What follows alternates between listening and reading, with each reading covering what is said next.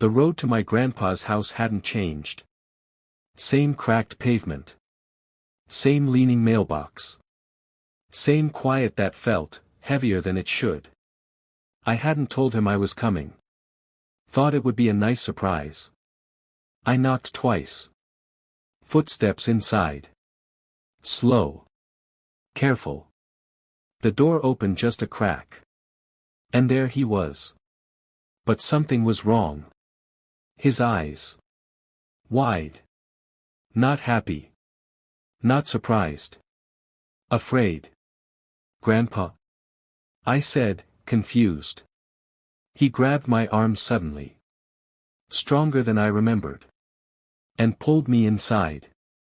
"Get in," he whispered urgently. Then, even lower. "Hide." The door shut quickly behind me. Locked. Bolted. My heart started racing. "What's going on?" I asked. He didn't answer right away. Instead, he moved to the window. Pulled the curtain just a little. Peeked outside. Then closed it fast. "They were here again," he muttered. "They don't stop." My stomach tightened. "Who?" I asked. He turned to me slowly. And for a second, I didn't recognize him.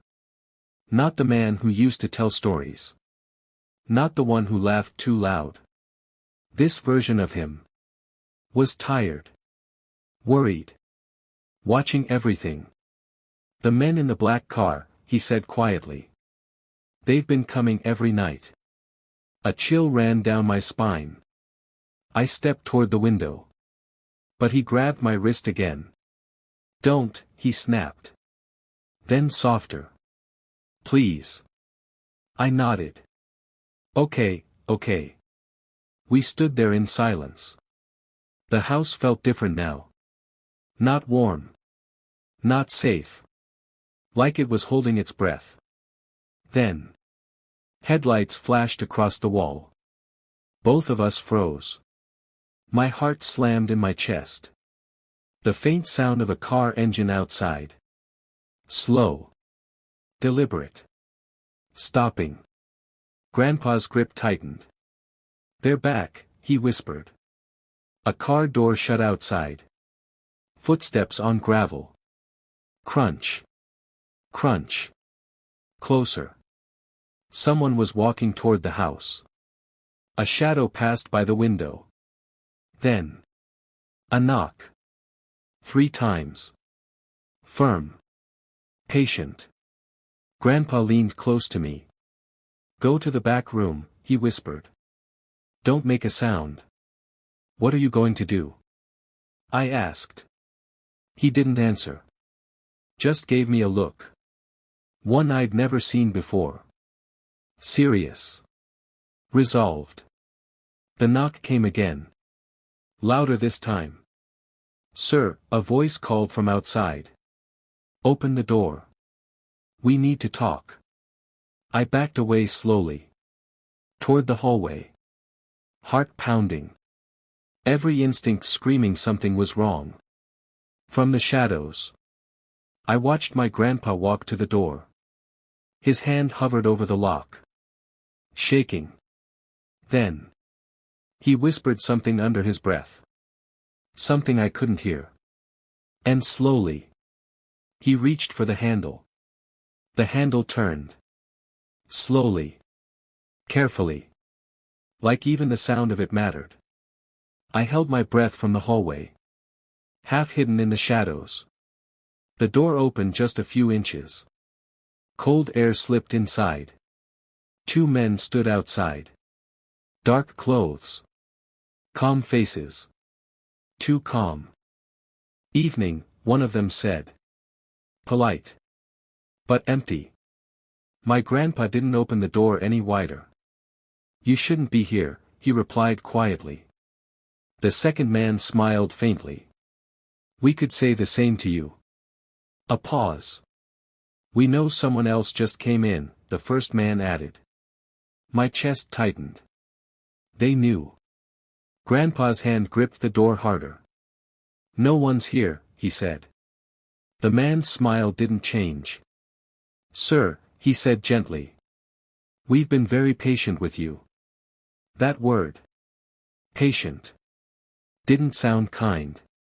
It sounded like a warning. From the hallway, I shifted slightly. Just enough for the floorboard beneath me to creak. The smallest sound. But in that silence. It was loud. Too loud. Both men looked up instantly. Toward me. Grandpa moved fast. Stepping forward. Blocking their view. Old house, he said quickly. Everything creaks. The first man tilted his head. Studying him. Then. He reached for the door. Grandpa slammed it shut. Hard. Locked it immediately. Bolted it. A second later. A heavy knock hit the wood. Not polite anymore. Open the door, the voice said. This time. No softness. I ran back toward him. What do they want? I whispered. He turned to me. And for the first time. I saw it clearly. Fear. Not for himself. For me. They think I still have it, he said. Have what? I asked. Before he could answer. The window shattered. Glass exploded inward. I flinched. Ducking instinctively. A hand reached through. Unlocking the latch. They're coming in. I shouted. Grandpa grabbed my arm. Back door, he said quickly. Now. We ran. Through the narrow hallway. Past old photos. Past memories that suddenly didn't matter. Behind us. The front door burst open. Heavy footsteps entered the house. Fast. Stop, a voice shouted. We didn't. Grandpa pushed open the back door. Cool night air hitting our faces. Go to the shed, he said. Hide behind it. Don't move. What about you? I asked. I'll slow them down. No. I said immediately. But he shook his head. No arguments, he said firmly. Another crash from inside. They were close. Go, he urged. I ran. Heart pounding. Legs barely keeping up. I reached the shed. Ducked behind it. Trying to stay silent. From there. I could see the back door. A moment later. One of the men appeared. Scanning the yard. Slow. Careful. Then the other joined him. Split up, he said. The first man moved toward the trees. The second. Stayed. Closer. Too close. Inside the house. I heard something fall. A struggle. Grandpa, I whispered. The man near the door turned his head slightly. Like he heard something. I froze. Didn't breathe. Didn't move. Footsteps. Slow. Coming toward me.